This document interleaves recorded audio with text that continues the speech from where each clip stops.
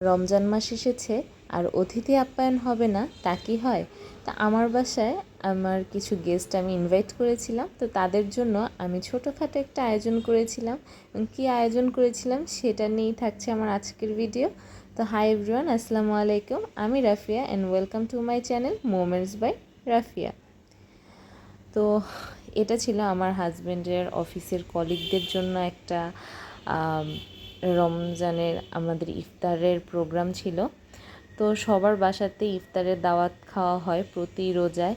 তা আমার বাসাতেও চেষ্টা করি যে যাদেরকে না বললেই না তাদের নিয়ে একটা গেট টুগেদার হয়ে যাক। তো এটারই একটা প্রিপারেশন ছিল। তা আমি সকাল সকাল উঠে লেগে পড়েছিলাম।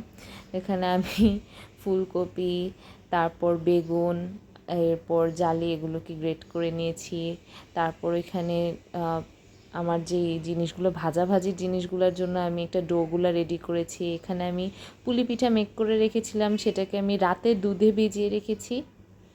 তারপর এখানে আলু ডিমের চপ বানাবো। তো এখানে আমি রাতে ইফতারের পর কি করেছিলাম, আলু ডিমের চপটা রাত্রেবেলা রেডি করে রেখেছিলাম। এটা হচ্ছে আগের দিন রাতের ভিডিও। তো এখানে আমি আলু ডিমের চপগুলো রেডি করেছি। এখানে আমি সব কিছু 30টা করে করেছিলাম, কারণ আমার 30 জনের অ্যারেঞ্জমেন্ট ছিল। দেখা গিয়েছে আমি বিল্ডিংয়েও দিব, ইফতার দিব, এবং আমার যাদের না হলেই না গেস্ট, ঘরের গেস্ট বাদেও বাইরের কয়েকজনকে ইফতার দিব। তো আমি সেই হিসেবেই আমি ইফতারগুলো প্রিপেয়ার করেছি। আর এই যে এখন আমি কাটলেটগুলো বানাচ্ছিলাম বা ডোনাটগুলো ভাজলাম, এগুলো সবগুলার ভিডিও আমি আগে আপলোড করেছি, যেগুলো আমি কিভাবে ফ্রিজিং করে রেখেছি। তো এরপর আমি অন্থন ভেজে নিচ্ছি। কাটলেট ভাজা শেষ, আমি একটা একটা করে ভেজে ভেজে আমি সব 2 চুলায় 2টা কড়াই বসিয়ে অ্যাট এ টাইম সব ভাজতেছিলাম। প্রথমে কাটলেট ভেজেছি, তারপর অন্থন, এখন আমি আমি কলিজা সিঙ্গারা বানিয়েছিলাম সেটাকে ভেজে নিচ্ছি। তো সিঙ্গারাগুলোও হয়ে গিয়েছে। সিঙ্গারাগুলো ভাজার পর এখন আমি ফুলকপি ভাজবো। এগুলোকে আমি সকালবেলা এই যে কেটে হাফ বয়েল করে একটু লবণ দিয়ে মাখিয়ে রেখেছিলাম। এখন এগুলোকে আমি 2 কড়াইয়ের মধ্যে দিয়ে ভেজে এগুলোকেও হয়ে গেছে। এখন বেগুনি বানানোর পালা, বেগুনিগুলো ভাজবো। প্রথমে দেখা গেল আমার বেগুনির ডোটা খুব পাতলা হয়ে গেছে, যার কারণে ফুলকো হচ্ছিল না, কিন্তু পরে গিয়ে ফুলকো হয়েছিল। এরপর আমি এই জালিগুলো ভেজে নিচ্ছি। জালিগুলো একদম ফুলকো ফুলকো ফুলে উঠেছিল, কিন্তু কষ্টের বিষয় হলো এত এত ইফতার আইটেম আমি করেছি, লাস্টে গিয়ে না ঠান্ডা হয়ে গেছে। আর যদি আমি আরও দেরিতে দাঁড়াতাম হয়তো ইফতারের সময় আমি সব কিছু সামনে দিতে পারতাম না। এরপর এখন আমি রাত্রে বানিয়ে রাখা ডিম আলুর চপটাকে সুন্দর করে কোট করে ভেজে নিচ্ছি। ব্রেড ক্রামসে কোট করে ভাজা হয়ে গিয়েছে।